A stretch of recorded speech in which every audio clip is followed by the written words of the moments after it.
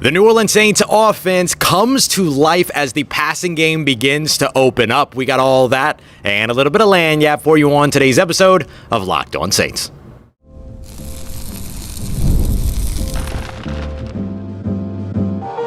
You are Locked On Saints, your daily New Orleans Saints podcast.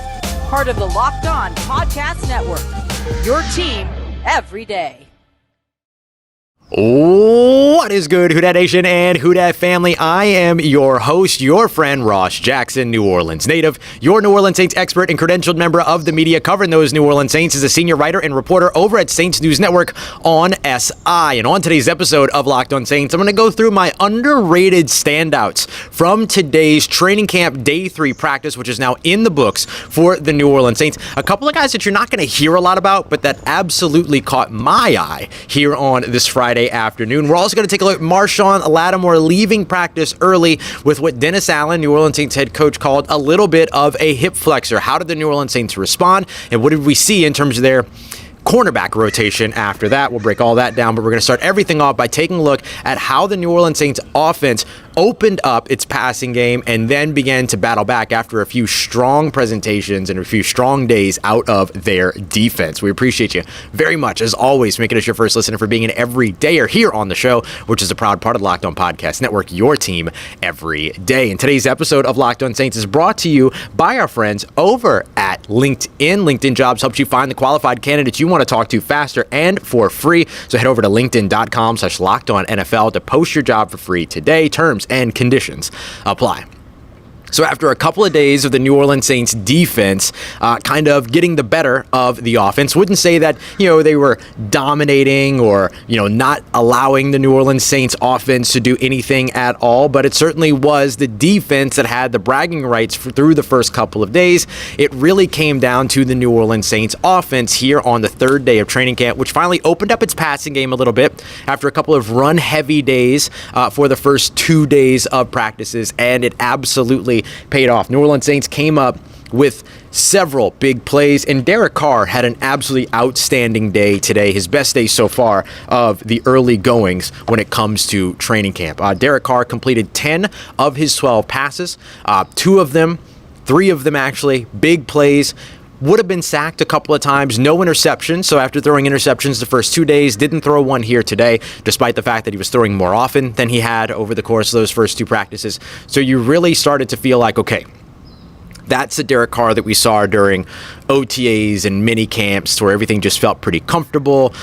He was orchestrating the offense well. There was the good connections, all those other things. Finally got to see a little bit more of that today, which I think goes a really long way in terms of the outlook of where this New Orleans Saints offense now heads next as they go into the Saturday before the day off to wrap up the week. So good stuff from Derek Carr and the New Orleans Saints offense. Let me highlight a couple of the good things that happened for the offense, and then I'll tell you in a moment a little bit about how the defense actually started off stronger than the offense did. So I like the fact that the offense was able to kind of quickly rebound here and then say, whoa, we have this really cool new system, this passing game that everybody's so excited about, this run game that everybody's so excited about. Let us do our thing. Let us cook a little bit. And then we finally got a chance to see that here today. So Derek Carr connecting with Chris Olave down the left sideline in team drills. In coverage was Alontae Taylor, who was on very tight coverage, but a little bit of a back shoulder throw to Chris Olave. He ends up turning back around, soaring up over the top of Alontae Taylor, getting the catch, coming down to the ground, and securing the ball on the way. Chris Olave's turning into a contested catch guy. I mean, look, I'm not going to say he's going to win 50% of them or anything like that, but he is not shied away from the idea of competing for the football at the catch point downfield. We saw that especially towards the end of last season. We've seen it already a couple times throughout the offseason through OTAs and mini camps and things like that. And then this was our first glimpse at exactly that here in training camp as well. And the connection, by the way, between Derek Carr and Chris Olave has been really, really solid here. Even over the course of the first 2 days, even though they weren't making big plays or anything, you could see them talking to one another, checking in with one another, making adjustments together. You could see Chris Olave going back to Derek Carr going back to Chris Olave. I've been told that Chris Olave has been doing a lot of extra work outside of training camp practices and all these other things, and he's really kind of buckled down and making sure that he's taking those next steps towards what he once said. He wants to go from good to great, and we're starting to see flashes of that greatness. We also got to see some flashes of New Orleans Saints' newly acquired wide receiver, Cedrick Wilson, who is firmly implanted, by the way. I don't know that we've talked about this yet. But along with Chris Olave and Rashid Shaheed, Cedrick Wilson has kind of firmly implanted himself as what feels like the third receiver in the first team offense. The first team offense has kind of been static, right? The offensive line hasn't really been rotating. We've seen Dallin Holker and Foster Moreau taking snaps there. Taysom Hill, of course, gets mixed in there a lot, but they haven't been doing a lot of get the guy from the fourth team up to get some snaps with Derek Carr kind of stuff. It has kind of been cohesion or cohesive and pretty consistent in terms of who's been on the field when Derek Carr is on the field and who's running routes next to one another and who's lining up and communicating with one another on the offensive line, things like that. I do think that there's some value there. And so we've seen a lot of Cedrick Wilson here recently. So one of the big catches by Cedrick Wilson actually would have been a sack by Carl Granderson. Carl Granderson beat, it was on the right side, so it would have been Trevor Penning around the edge. Fantastic play by Carl Granderson, who had a few moments here in this Friday, day 3, day of camp. An absolute nominee for Dog of the Week this week, which we're going to reveal in tomorrow morning's episode, who our Dog of the Day, rather, is from this practice. But Carl Granderson absolutely on the list as a possible candidate for sure.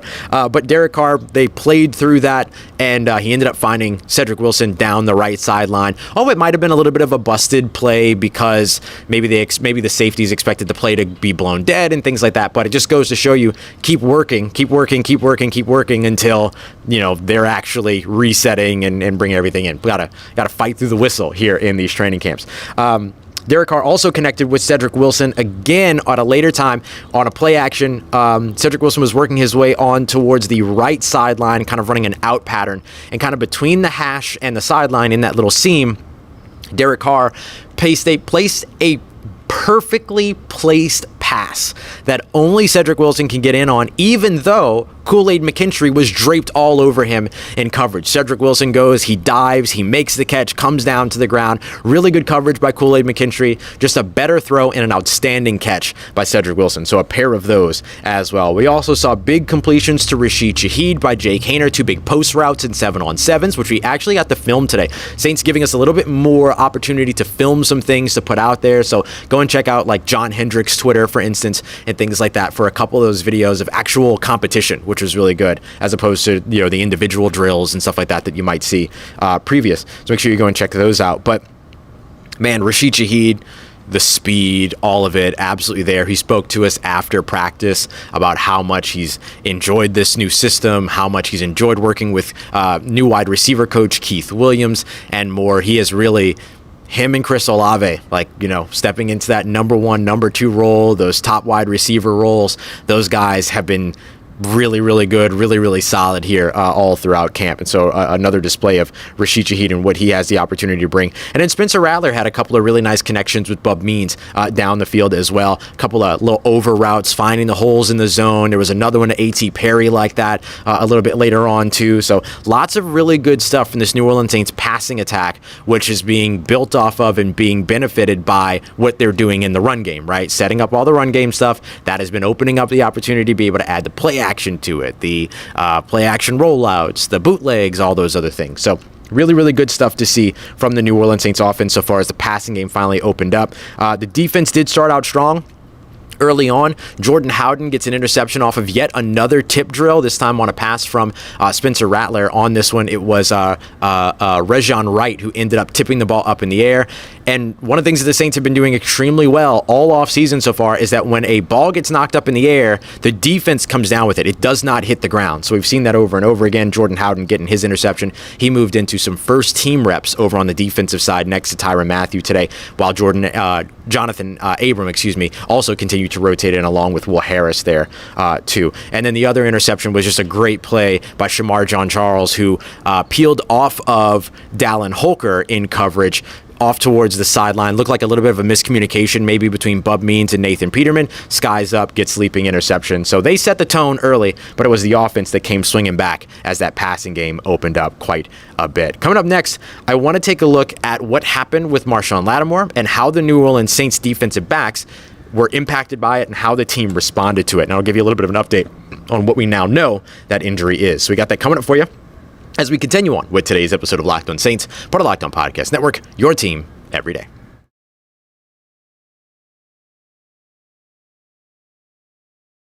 Today's episode of Locked On Saints is brought to you by our friends at eBay Motors. Passion, drive, and patience, all of the things that bring together winning championships are also the same things that help keep your ride or die alive. And eBay Motors has everything that you need, whether you're looking for superchargers, LED headlights, roof racks, exhaust kits, and much more. They've got you covered. Whether you're into speed, power, or conversion, you're going to find whatever it is that you're looking for over at eBay Motors. With over 122 parts for your number one ride or die, you'll always be able to find what you need. eBay Guaranteed Fit as well. With eBay Guaranteed Fit, you're also going to be able to enjoy what you're getting there, because your part that you buy is guaranteed to fit every time or your money back, because with eBay Motors, you're burning rubber, not cash. With all the parts that you need at the prices that you want, eBay Motors is going to help you take your car to that MVP level and bring home some huge wins. So keep your ride or die alive today at ebaymotors.com. Eligible items only. Exclusions apply. eBay Guaranteed Fit available only to U.S. customers.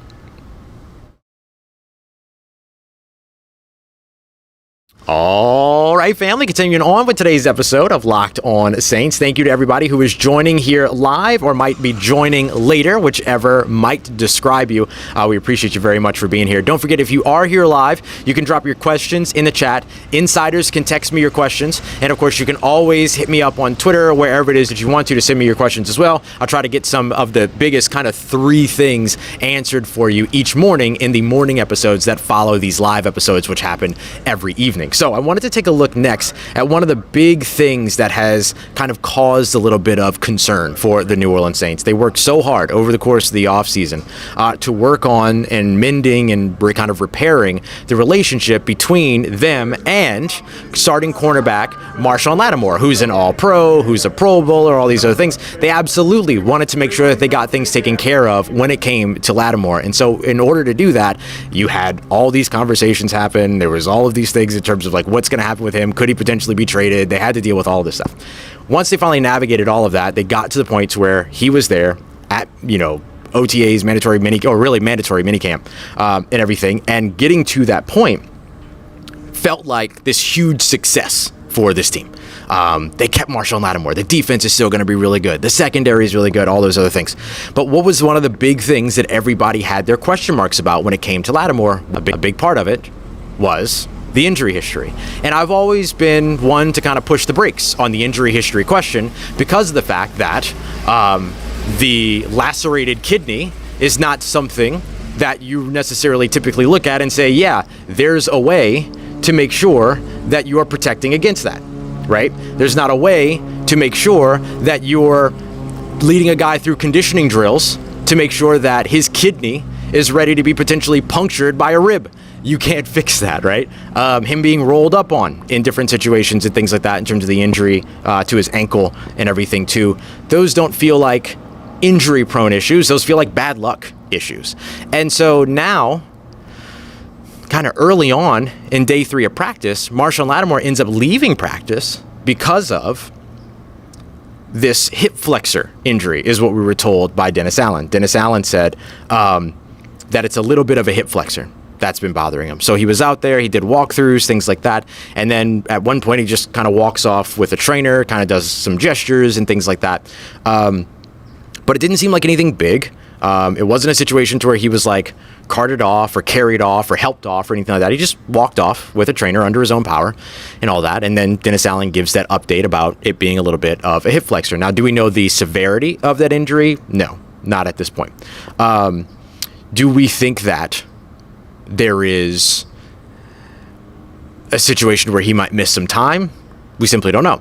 But with him being off the field, here's how the New Orleans Saints responded. they went to Kool-Aid McKinstry on the outside, Paulson Adebo on the outside, and then Alontae Taylor in the slot. And then in circumstances where they were in their base defense, so instead of having 3 corners, they had 3 linebackers. You had Alontae Taylor on the outside and Paulson Adebo on the outside. So you saw a lot of mixing and matching, a lot of moving around and things like that. But for the most part, you saw Kool-Aid McKinstry when he was on the field be on the outside. You saw Alontae Taylor when he was on the field with Kool-Aid McKinstry stay in the slot. So it gives you a pretty good indication of how they view these two players. And it also gives you a pretty good indication of how they view the slot the slot corner battle so far, which is to say that they still clearly believe that Alontae Taylor will be the guy in the slot. So that's what we saw for the majority of practice today when those first team drills or first team reps were being taken. It is a good thing to see that because it does mean that, Kool-Aid McKinstry didn't just walk into New Orleans Saints camp and all of a sudden take over Alontae Taylor's spot, which would have been a surprise to say the least. It could have been a situation too to where they said, okay, well, we want to mix and match, get a little bit of a look at Alontae on the outside, get a little bit of a look at Kool-Aid on the inside and vice versa, but they kind of kept everything kind of static. So that goes to something pretty similar to what we were looking at on the offensive side, to where once the Saints kind of have established something, they've kind of been sticking with it. Now, defense has been rotating a lot more and all those other things. So Kool-Aid has been here for training camp, participating entirely in everything so far. He started his way back during mandatory minicamps, and the expectation was going to be all along that he was going to compete on the outside and compete in the inside in the slot.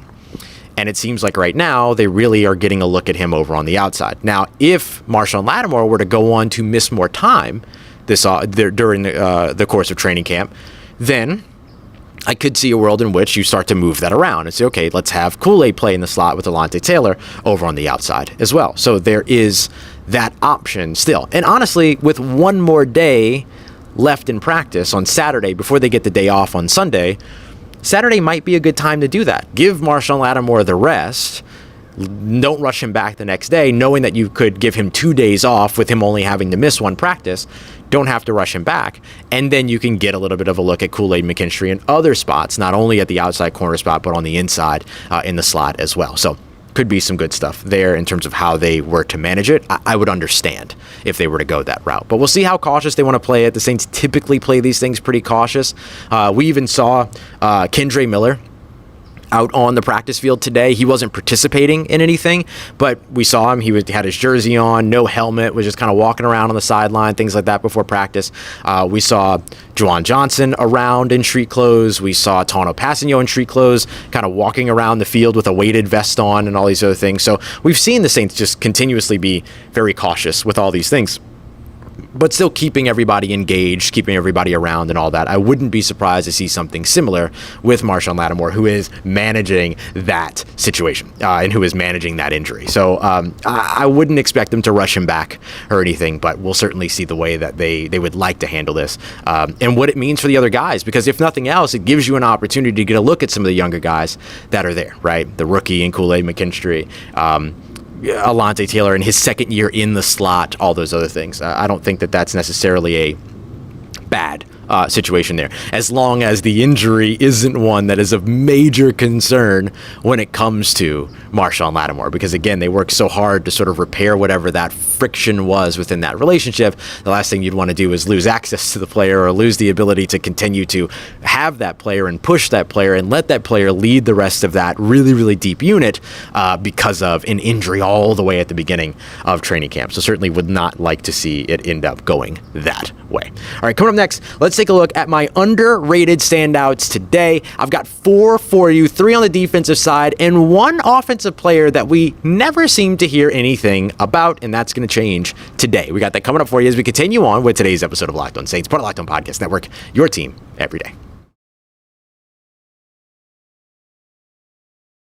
Today's episode of Locked On Saints brought to you by our friends at LinkedIn Jobs. If you are a small business and you are looking to hire and add to your team, LinkedIn Jobs is the one and only place that you should be going. That is why you have got to go and check them out at linkedin.com/LockedOnNFL. They're going to give you all of the tools that you need to be able to hire the right professionals faster and, more importantly, for free. For free.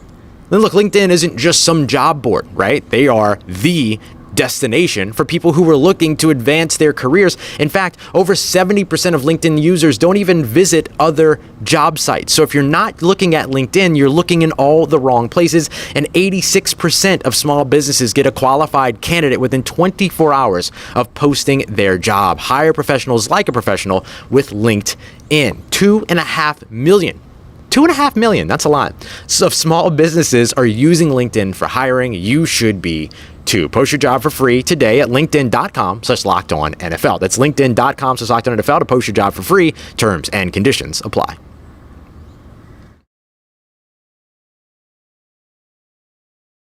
Let's get it, Who Dat Nation. The next thing that I wanted to take a look at when it comes to this team is the underrated guys, the guys that stood out, have stood out, and continue to stand out on a daily basis, but aren't really being talked about as much. I've got 4 guys for you that I absolutely want to highlight. And don't forget, we are your team every day, so I have a fresh episode up for you tomorrow morning. Typically try to get that posted around 10 a.m. Central Time on video. It hits around midnight over on audio, so make sure you go and check that out. If you've got questions and you're watching live, send me your questions. I try to grab some of those and then answer them in the episode on the next morning. But one of the things that we're definitely diving into tomorrow is my conversation with running back coach Derek Foster, who leads by listening. And I thought that hearing a little bit about what he does, how he introduces new drills, why he introduces new drills, and how he leads as a coach was just awesome. And so I want to share some of that with you, as well as answer some of your bigger questions around the big things going on with the New Orleans Saints. So I want to jump in next in terms of taking a look at the guys that have stood out for me, that maybe aren't getting as much shine. You know what I mean? Like, not the biggest names on the team. You know, we talked about Chris Olave and Derek Carr and Rashid, Shaheed, Cedrick Wilson, and all this other stuff. Paulson Adivo, and who had his interception yesterday, and then Jordan Howden gets interception today, all this other stuff. I want to look at some of the guys that maybe go a little bit uncelebrated, unheralded, if you will. So let me tell you about some of the guys that were really impressive to me during today's camp. I want to start off with these aren't necessarily in any particular order, but I want to start off at number 1 here with a guy that I know a lot of Saints fans want to see come to life and be consistent and stay healthy here in 2024, and that's defensive end Peyton Turner.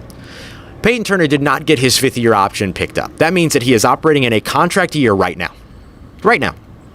And he's got a phenomenal support system around him to help him make sure that he is continuing to develop, because when he gets out on the field, he's had an impact. The issue for him has been staying on the field. Only a maximum of 170 defensive snaps in a single season so far for the New Orleans Saints. He has to change that this year, and I'm sure he wants to change that this year as well. He spoke with media. You can go and listen to it. You can find it over on the Saints website. It's easy to see, and you can just listen to the words, listen to what he's saying. He wants to be out on the field just as much as anybody wants him to stay out on the field. He wants to be able to prove himself, and he has stood out both in the run game as well as in the pass rush. He's been doing some things in terms of special teams and stuff like that too that I think have been important and standoutish, and making sure that he is continuing to kind of like let everybody know, hey, I can impact here, I can impact here, I can impact here. The biggest thing is going to be staying healthy, and so far so good for him. And this is only through OTAs, mini camps, and then 3 training camp practices, but still so far so good when it comes to all that. So if he's able to keep all of that up, if he's able to stay healthy and he's able to stay out on the field and continue to have the impact that he has had in some of these games where he's gotten, more reps and things like that, I think that's going to be good news for the New Orleans Saints, right? Because you've got Carl Granderson, you've got Cam Jordan, you've got Chase Young, but if you also have a Peyton Turner and an Isaiah Foskey that can also come in and help and assist, that's in-game stuff that really helps you. And what I mean by in-game stuff is not only those guys being able to rotate with fresh legs at the end of a game and potentially have an impact, but if you can have Cam Jordan get 6 snaps off in the first half, all of a sudden that's 6 snaps fresher that he is in the fourth quarter when you need him most. And you're comfortable doing that because of the development and the impact that you can get with guys like Peyton Turner and Isaiah Foskey. So I think that is a big thing that has really stood out for me in seeing that, and it was great to see that from Peyton Turner here today. Another guy that stood out for me is the partner in crime that I was just mentioning, Isaiah Foskey.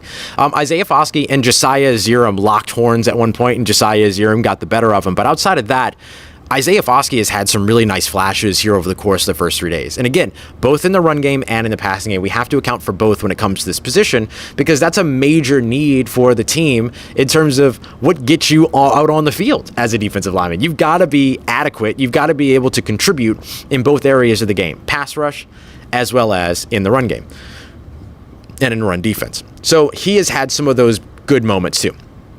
What I like about Isaiah Foskey is that he has put so much work in this offseason. He was, out working with Cam Jordan during one of the pass rush camps. He was working with Aaron Donald's trainer and everything, according to, or that's per John Hendricks over at Saints News Network. There's a lot of that extra work that he's been putting in, and you can see him constantly working here during training camps as well. When he's not on the field, he's watching, he's talking to somebody, he's working on something, all that other stuff. And I think that that's the kind of stuff that's standoutish to me. And so Isaiah Foskey, outside of making plays, it has been the stuff he's doing away from the lineup that I think has helped him stand out for me as well. Let's go to the second level. We've talked a lot about Demario Davis, Willie Gay. Pete Werner had another good day. So it's 2 days in a row that I would say Pete Werner really stood out. But another linebacker, Anthony Orji, is another guy that has made consistent plays, particularly in the run game, coming down, making the right choices, right? These guys can't tackle. They can't hit. There's no pads, I know. But when it comes to what you're evaluating in the run game, what you're trying to watch are players where they need to be on the defensive side, right? Is a linebacker falling in and filling the right gap to make sure that a running back doesn't break through, right? And all those other things. Are they where they're supposed to be? And we saw that from Anthony Orji in a couple of different instances. And in a lot of different instances, in terms of different variations of the run game, right? Beating the running back to the edge on one play, but then also filling the right gap on the inside on an inside run. Those things do get taken into account big time for players. And look, when you've got Michael Hodges down the field yelling, "Let's go 5'8", let's go 5'8", like cheering these guys on and cheering on this young guy who's out here making these plays, like you can see it. And when you've got Orji flexing on people, you know what I mean? Like it's cool. Like it's great to see. Like there's just so much determination at that second level of just wanting to be playmakers, wanting to be the unit for the New Orleans Saints defense, it feels like. And guys that help to kind of raise the ship, right? Raise the tides that maybe aren't the starters. That helps to make your unit better and better and better and better. Even if you're not one of the top guys, if you make the rest of it better, right? I don't want to say the bottom, but if you make the rest of it, the depth players get better and better and better, then your ceiling just rises and rises and rises. Or excuse me, your floor just rises and rises and rises. And I think that a lot of teams care more about what their floor is than what their ceilings are, because your floor is what you're going to see more consistently, right? And so if you can raise your floor and you can stay above that, you're consistently great. And then you have those spikes when it comes to hitting the ceiling. So big stuff like that. So I wanted to highlight those three guys on the defensive side. On the offensive side, I do want to go back to a name that I mentioned earlier, and it was Josiah Ezerim. Josiah Ezerim, remember, has only been playing on the offensive line for 2 years. When the New Orleans Saints drafted him in the 7th round this year, he was a guy that had played on the defensive line, very athletic, ended up moving over to the offensive line when he got into college because his coach basically said, hey, if you do this, you're going to get the opportunity to take a lot more snaps. You're able to contribute to the team. And he was like, whatever the team needs me to do, I'll do. And you love that attitude. And so he transitioned over to the offensive side, played a lot of tackle, played solidly for the 2 years for his program. Then he gets drafted to the New Orleans Saints and probably had one of the best draft reactions I've ever seen. Like, there is no one that has ever been happier about anything than Josiah Ezerim was to be drafted by the New Orleans Saints in the 7th round of the 2024 NFL Draft. And you can see it every single day out here at practice. He just looks like he loves the game. He's just out there having fun, doing all that good stuff. And then he comes out there today and absolutely stonewalls the guy that I just mentioned has been a standout in Isaiah Foskey at one point. And I'm talking about three different what do we want to call it? I guess 3 different efforts, right, from Isaiah Foskey, who lost the initial effort and then tried another angle, and Josiah Ezerim was able to move with him. And then he tried another angle, and Josiah Ezerim was able to move with him. And when he did that, by the way, I want to make sure I get my note right here. But because he was able to do that and keep his quarterback clean, there ended up being a big connection down the right sideline from Spencer Rattler to Bub Means because of the fact that Josiah Zirum was able to keep the pressure that Isaiah Foskey was ready to bring on that play. And so you love seeing that type of drive from a guy that might be fighting for a practice squad spot right now. Like, if we're just being completely honest, that's probably what he's fighting for right now, so he can continue to develop, right? Hang with the team, continue to develop, continue to build up, all those other things, continue to gain that experience, whatever. Boy, that moves the needle.